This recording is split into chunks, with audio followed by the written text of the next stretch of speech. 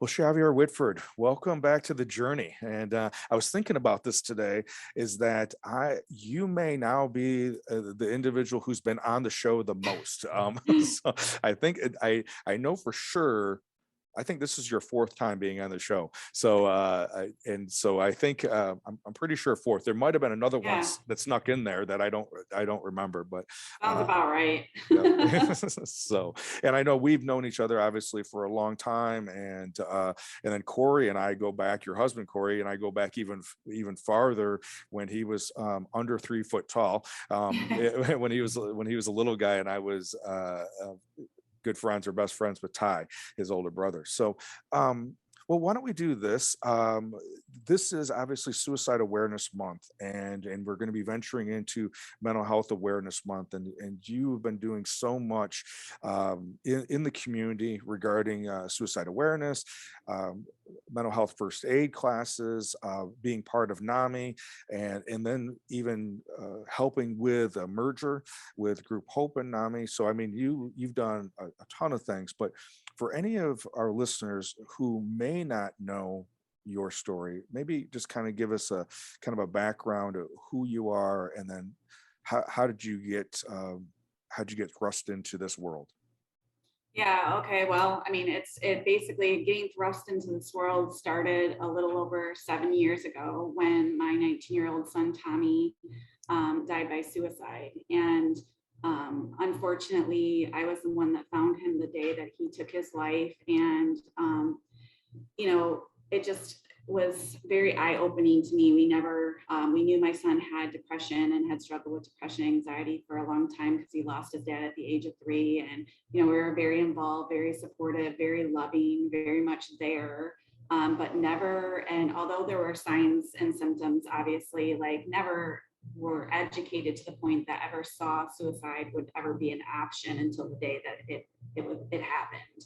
And so, that day, I talk a lot about that day and just the pain of that day, that carries with me still to this day. But just knowing that my faith was a huge foundation for me, and that I knew that I had to, trust that there was something good that was going to come out of this terrible situation. And I went on a journey to find purpose in the pain, is what I call it. And started to just, open myself up to whatever opportunities and whatever things came my way. I really didn't have any idea what I was going to do or where this was going to lead me, but just knew that I couldn't be silent and I couldn't sit still, and I had to do something to honor Tommy and honor the others that had lost their battle to suicide, and do something to improve our community and help our community, help educate our community, help support our community, and do something to make a difference, to make change.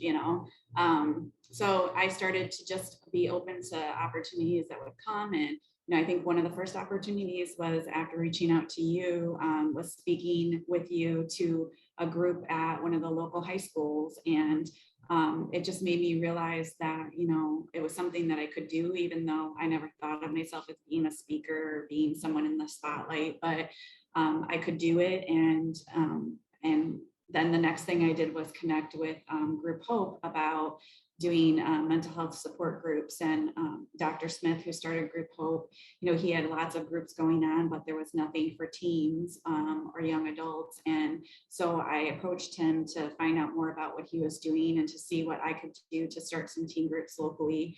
And yeah, we've had teen groups going now for, 6 years and still going strong. And it makes a difference to have a place where kids can go and talk about what they're going through and what they're feeling, and connect with other people that are like-minded and can be there to support them and hear them out in a safe environment. So Well, and I think, and yeah, I definitely remember that no November for November of 2014, when I had you come out to a natural helpers meeting, and met with that particular students that were involved with that natural helpers at that local high school. and that was another introduction into being able to share your story and share Tommy's story to potentially plant seeds of hope, that it's okay to talk about difficult things. And I think in the midst of it, as I think back on those 7 years, and like many individuals, not not only your pain and grief and all the things that came along, with the loss of Tommy, and your experience of finding him, and all the things with that. um but you're also working full time, and you're also a Mhm. grandma, and you're also a wife, and a mom, and then this passion to want to use Tommy's life to help others has been, I know, uh, a lot on your plate. There's been a lot of things. Yeah. Yeah. I mean, it started with sharing Tommy's story to bring light to that this can really happen to anyone, anywhere.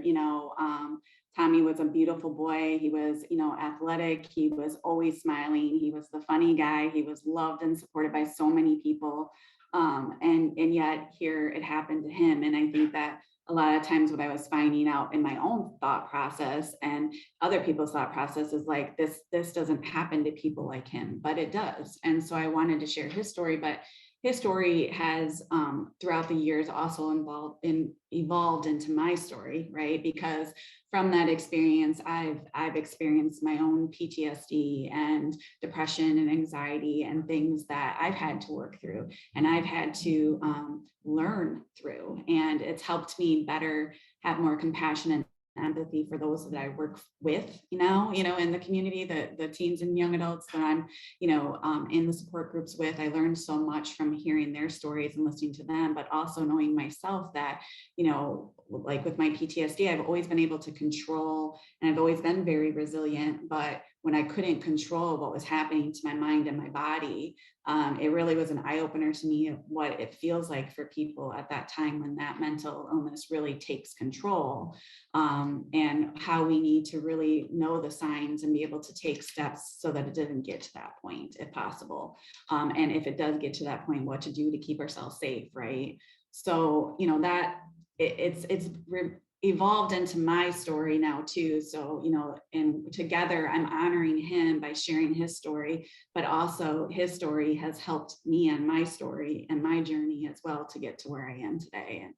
And we just keep going, and new things come up, and we've over the last, I think it was about 4 years ago, we realized that there was a need in the community, that there's a lot of people that needed counseling but couldn't afford to pay for counseling. And so one of the things we did, which we were one of the first and only people that, nonprofits locally anyway, that set up a fund to help pay for counseling. And we saw that that was a need, and we wanted to just fill a gap. We are very much collaborative, but we don't want to do what everybody else is doing. We want to, fill gaps and fill in where we can and work together. And that was a gap that we saw that we could fill. And the same thing happened with mental health first aid. There was a couple trainers locally, but the need was greater than the amount of trainers and instructors that were available. So I went and became an instructor for mental health first aid, and we teach classes for free in the community and to organizations, and help people just be armed to know how to help and how to respond to people who might be in a mental health crisis. So doing that and working just, education, training, workshops, and what we can do. I'm big into advocacy at both the state and local level. Talking to legislators is something that I do. Politics is my, part of my job, and has been for a long time. So to me, it's just talking to people about what the need is and what we need to do. And so it's something I've always been involved in and open with as well. But yeah, and most recently, what I'm really proud of and what we're getting to now is, I was asked this question a lot of times, like, how are you so resilient? Because when you hear my story, I mean, my story starts before Tommy, right?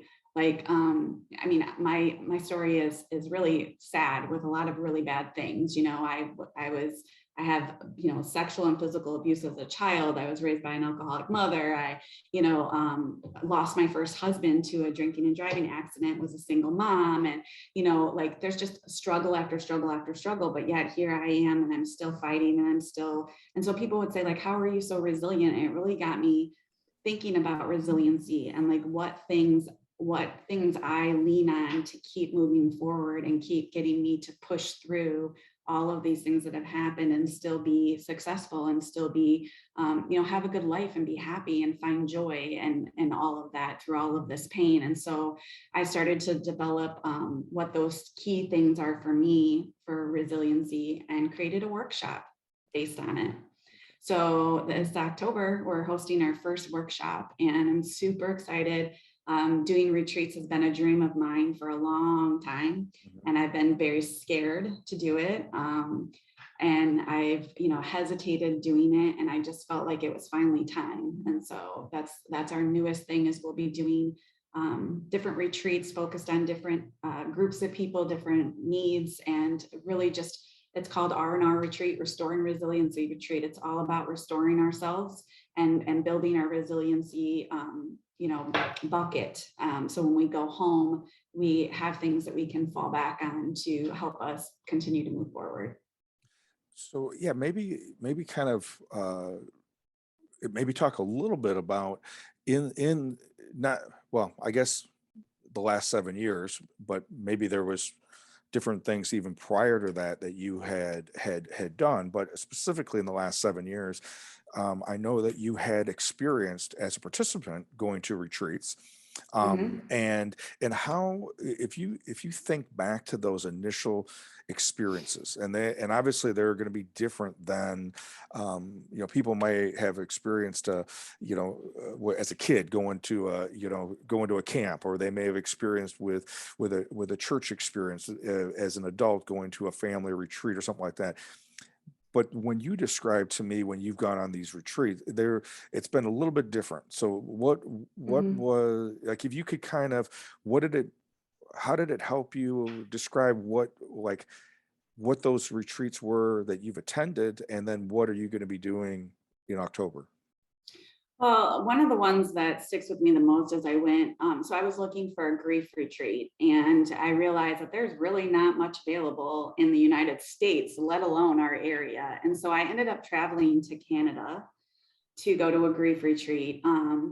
And there it was just the connection with other people that could relate on that same level of understanding. There were moms that had lost, children, but there were also, there were dads there were, siblings and different things. But what I found is when I went, I was so open-minded and so willing to learn, even if it was something that I didn't know anything about or I wasn't sure about, like I was open and willing to learn. And for me, the most important thing about a retreat is we're busy. Like you mentioned, I'm busy. I got lots going on all the time. So it's really hard for me to find even an hour to just focus on myself and become aware of where I'm at and where I want to be and make a plan to get there, right? So retreats are a place for me, where I could go and I could focus on me and I could just really dive in. I could really, go deep to what I'm feeling and experience new things. Like the first time I ever learned what Reiki really is was at a retreat, and they had a Reiki specialist there. And I was like, you know what? I don't know what this is. I don't know what this is about, but I'll try it. Why not? And, it's different for everybody, but it was a real eye-opening experience for me. And it just helped me look at a different way of looking at just our energy in general. Like we are all full of energy, and you have to believe that when you leave this world, you leave energy behind as well.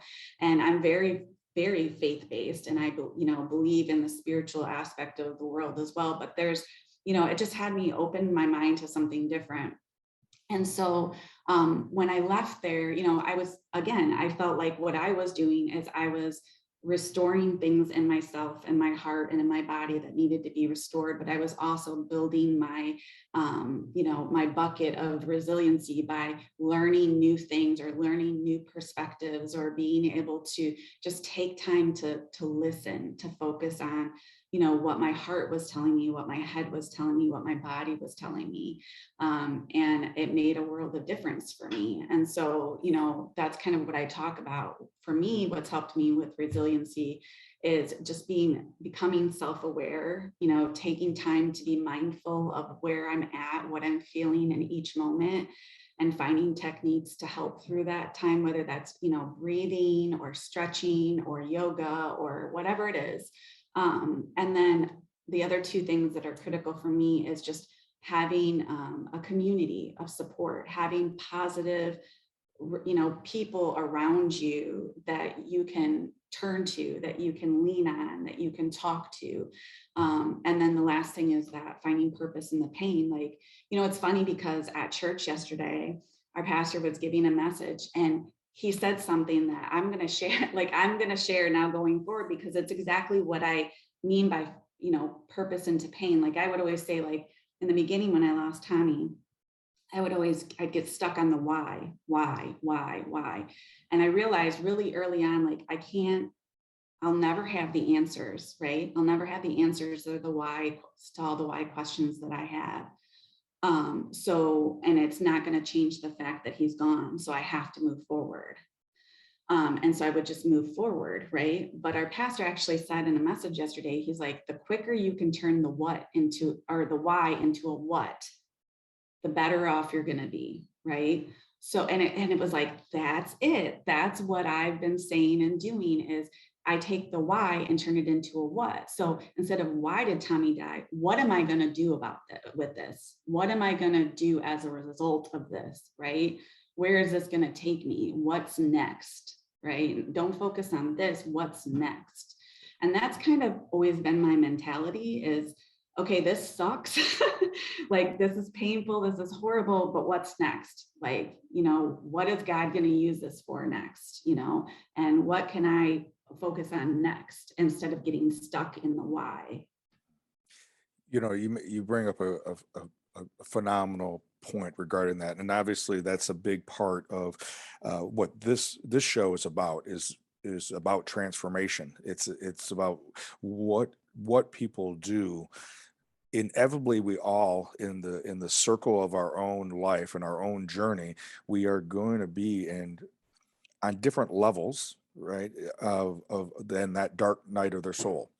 And it's Mhm. in those dark night of our soul, it's in that disorder is where we then have the opportunity of what are we going to do about it.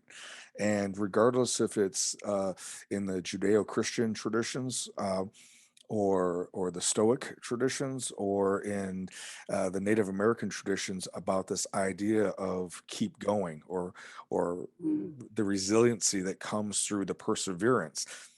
Ryan Holiday talks about in his book, The Obstacle's the Way, is we can spend a lot of time asking, why is this obstacle in my journey? And or what that book a few years ago is, we can spend a lot of time about who moved my cheese, but Right. what are we gonna do now that our cheese is gone, or this obstacle is here? And I think it's the opportunity for us to learn something about ourselves that we wouldn't have learned if this wouldn't have happened. Right. And I think that's really a lot of what even just like yesterday, right? You're sitting in church, and all of a sudden, like, two things just connected and going, Mhm. okay, that's the articulation that I've been looking for, even though you've been living it, even though you've been teaching it. Then there was, something that the pastor said that all of a sudden goes, okay, now I can crystallize it even more. Yeah. And really, I mean, it came from the idea that like I kept, like saying after losing Tommy, like, well, I'm surviving, right? And we often do that, like we're surviving life because it's rough and it's hard, and surviving the death of a child is horrid. But I wanted to do more than just survive. I wanted to thrive again, and I wanted to be able to trust that, that although I have to live this life without him, that there's a reason for it and there's a greater purpose for that. And I truly do believe that. And I see it in what happens and the strength that I have. There's no way I would be able to do what I'm doing without the strength that comes from within, from the, like, this is not me, I don't give myself credit for any of this, because I wouldn't be able to accomplish any of this without my faith and the Holy Spirit in me that gives me that strength to keep moving forward. So I'm thankful for that, because for me, that's helped me get to 7 years. It's crazy. Like, I honestly never imagined being to this point, because it's unimaginable to think about it. But here I am, and still fighting, still keeping going forward. And I remember in the first year or two, people telling me, you need to slow down because you're going to burn yourself out. You're going to wear yourself out. There's no way you can keep doing this. There's no way you're going to continue this path, and here I am 7 years later, still as passionate, still as strong, still as determined as ever. Well, and I think, and it's part of the reason, for so many different reasons why I continue to want to have you come on and share where you're at, because even in just the a little bit less than 3 years of me doing this particular show, how much your life has changed and continue to grow and develop. And I think, when we have a major loss or setback in our life, regardless if it's pandemic related or a loss of a family member, for whatever reasons, tragic or tragic and traumatic loss like Tommy's death, or a homicide or a vehicle accident or some type of accident, to transition from that being my story to being that's part of my story, and that by it being part of your story, it means it's still going. It means you're still developing it and still,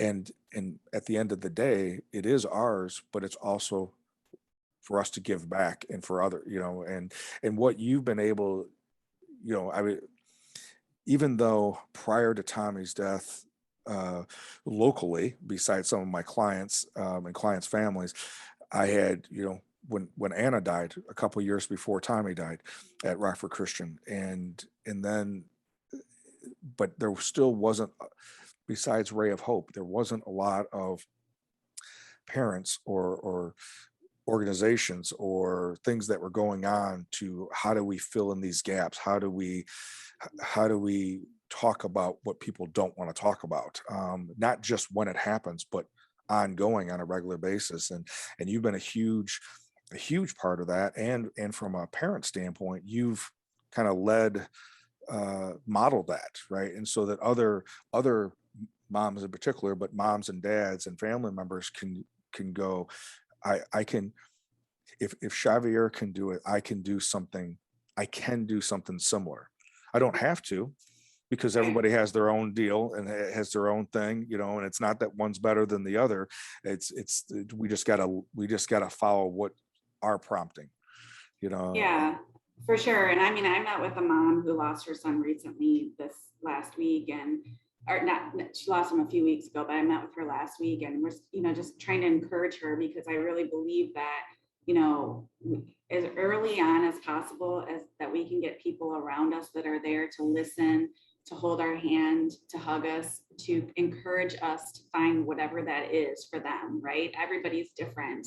But just talking with her, there were a few things that came out of her story that I was like, I want to connect you with a few people that I know that might be able to help you kind of go in that direction that you feel like you're led to go in, to help and to honor your son and your story, right? Because it's important, because I know for me that it helped me having people come beside me and say, like you opening the door for speaking at the Boylan Natural Helpers, like, I never envisioned myself sharing our story or speaking anywhere when I started this. I was open to whatever came in my direction, but I had no idea what that was going to be or what I was going to do. And if you would have asked me if speaking was something I wanted to do, I'd have said, heck no, because it's not. Still to this day, it makes me so nervous, and it's not something that I'm 100% comfortable with, but I do it because I know I can, right? And I do it because I know it's not about me, it's about helping other people. Yeah. And I remind myself that every single time. So really it's about just coming around and helping people as soon as possible find what that thing is that's going to make them move forward. And that's what we've tried to do as just support to other parents in the community is, find what that is for you and make them believe that they have the purpose and the passion behind it to make it happen, because everybody has a different goal that they want to reach, or a different way that they want to honor their child. And some of it is going to be like Phyllis and the Liam Foundation and things like that, that she's doing that because that honors her son, and also because she had that passion to do something to help somewhere that wasn't already being done. And so that's if we all do our part, imagine what a different world it will be if we all follow what that purpose and passion is that's on our heart, whether it's from loss or whether it's just in general. Like, imagine what a different world it would be.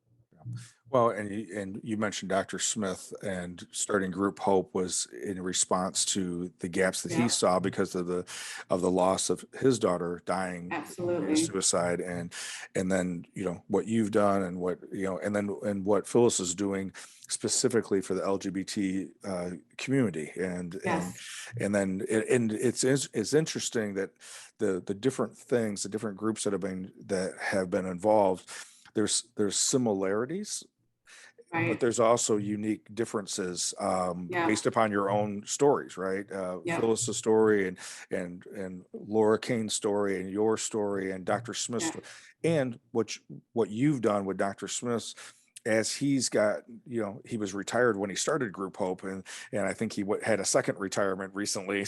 yeah, When yeah. he just knew that he just couldn't, he couldn't continue doing it the way he had been doing it, and that's how something, it's so important for us to develop something, invite people in, so that it's bigger than just the personality that started it. Right. It's a legacy. You know Yep. what I mean? Like, it is a legacy. And what Dr. Smith did was he came in and he created something that works, that's different, that was needed. And although, he needed to step back and not have control over it anymore because he is retired and getting older and, needing to pull away somewhat, he's still facilitating groups like a champ. But one of the things that was important to me was help his legacy continue on. It's not about me. I didn't create Group Hope. I just came in and helped continue Group Hope in a different way by starting the teen and young adult groups. But he created the model that everybody's working off of, and it's his legacy for his daughter. And I wanted to be able to help just continue that on, even though he has to back away from it, because it's special. It's something that's special in our community, and it's special to the people that utilize the groups. And we don't want to see that go away, and that's what legacy is about. And I hope that when I'm gone many years from now, hopefully, that somebody takes my legacy and continues it on, and Tommy's name as well. Yeah, exactly. So, so Xavier, regarding, are there still, well, one, are there still availability, open seats, or can participants still sign up for the retreat? I guess I should. Yeah, so the retreat registration ends on Thursday, Okay. the 30th of September, but there are still a few spots available for that. We're almost full, but we still have a couple spots available. And that's October 22nd through the 24th. And so they can register on our website, the Tommy Carell Memorial Foundation.com. They'll find it under the retreats tab. So yeah, there's still availability. Yeah. Perfect. And then next week, you're starting a big initiative for the city. And why don't you tell us a little bit about that too? It's actually not for the city, it's for NAMI, Northern Oh, I'm sorry. Illinois. I'm sorry. Yep, so NAMI Northern Illinois, I sit on the board for them, and I also chair what's called Mental Illness Awareness Week, which is always the first full week in October. And that week is just really meant to focus on bringing awareness around the topic of mental illness, and getting people to learn about it, whatever that's been, every year it's different. So this year we start on Sunday with a free family day at YMCA. all day. You can register to bring your family there because we feel that, being a part of a community like a YMCA group and being active is good for your mental health. And so, wanted to bring that to that. And then on Monday, October 4th, OSF is doing a nutrition class at their kitchen there at OSF. And it's limited to a number of people that can be there in person, but they also have registration online. It'll be Zoomed live. So that's something else that people can take, a virtual option, and they're going to do walk us through a recipe and talk about why nutrition is so important to our mental health and how it can help. And then Tuesday night. So I got to get the night straight. It's Tuesday night. We have a program called Path to Recovery. It's all virtual. And we have a few different people sharing their stories of recovery and what's helped for them. And just sharing their perspective and different things that you can do to help in recovery, but also just in mental health in general, like being active or being involved in something that's art related, things like that. So I'm really excited. We have Erica, I don't know if I say her right, Erica from Erica's Board and Brush, who's going to be sharing her story, and Brian Knight, who is one of our team facilitators and also works for Aqua Recovery, sharing his story. And then we have Natalie, who's a holistic chiropractor, who's going to be sharing a little bit about how chiropractic work can help even with our brain health and different things that are going on. So that's really exciting. And then Wednesday night, we have a viewing at the Nordloff Center of it's called A Silent Voice. And it's actually a Japanese animated teen drama film, basically, that is based around teens struggling with bullying, depression, suicidal ideation, and such. And we're going to have a viewing. People can come dressed up in cosplay if that's something they're into. I don't do that. I won't be dressed up, but Marissa will, Marissa Ebert is a local counselor who's helping host this viewing. And she's very much into that. And it's going to be a lot of fun. And then after the movie, we're going to have an open discussion just about some of the topics that are brought up and talked about. And then Thursday night, we have a event at State Line Church. They're partnering with us to do an event that's called Be Kind to Your Mind. It's open to everybody in the community, as well as the faith community as well. And we're just going to talk about, a general talking about mental health in general, and hearing some different stories as well from different perspectives of parents and a young adult who's going to share her story to, have people start to open up. But our hope is this is going to be a kickoff. Myself and another mother, Erin Calkins, have created this event as a kickoff to start a mental health ministry for our community. And the idea is to have a ministry that can come around people when they're dealing with things that are mental health related, whether that's, they have one child that gets admitted into inpatient in Chicago, and they have other children. We can come in and we can help, watch the kids while they go visit their other kids, or we can bring a meal, or we can pray with them, whatever would be helpful. But we know, right, that oftentimes when it comes to mental illness and mental health diagnosis, oftentimes people pull away instead of pulling in. And we want to create a ministry that pulls into people that are dealing with that in their families and their lives. Perfect. And lastly, but not least, Friday, the mental health. I know you're like, enough is enough. Yeah. The rally for mental health is on Friday at noon at Veterans Memorial Hall, and that brings in local legislators, state legislators, and the community at whole to just rally around mental health and share about what's going on in our community and what the great works are that people are doing. Perfect. Well, thank you so much, not only with all the work that you're doing with your foundation, the Tommy Corral Memorial Foundation, but with NAMI, and just continuing to be faithful to where you're getting led to, and then doing that work on yourself to discern what should I say yes to, what do I need to say no to, because that's also part of what we're asked to do as well. So again, Xavier, thank you so much for everything that you do and everything that you've done in the midst of moving, as you said, moving from the daunting why is this happening, why did this happen, to really take on what I'm going to do with this. Mhm. And we'll have to do a shout out to, I'm assuming this was Pastor Sheets that No, oh, actually, it was Pastor Greg from State oh, Line. okay. Greg. Greg Jamalva. Okay. Okay. Great. Well, Yeah, I'm not surprised at all. That would be something Greg would definitely in his own journey, he would definitely share. So, well, good right. deal. So, again, the best way for people to reach and get in contact with you would be through. Yeah, our website has all of our contact information, email, phone number, and everything. So it's just Tommy Corral Memorial Foundation.com, and everything we have is on there. We also have Facebook, so you can look up Tommy Corral Memorial Foundation via Facebook and Instagram as well. Okay, perfect. And I'll have that link in our show notes. So again, thank you again Awesome. for everything you're doing, Thanks and for having me. appreciate you being our leading person as a return guest. So uh, Thank you. It's always fun to be on and talk to you. yeah. And, obviously I appreciate you and all you do in our collaboration as well. So thank you. So I just want to, for anybody who's listening, and obviously Xavier is a great example of how she's had some horrendous things happen in her life, nothing that anyone would ever want, but what her story is also about, or even maybe more importantly about, is what she's done with that. So if there is anybody that needs to hear this that you think, please share. Please feel free to share comments as well as share this episode with other people. We never know when someone needs a seed of hope to get them through a dark time. Again, thank you for being here, and I will be with you again next week.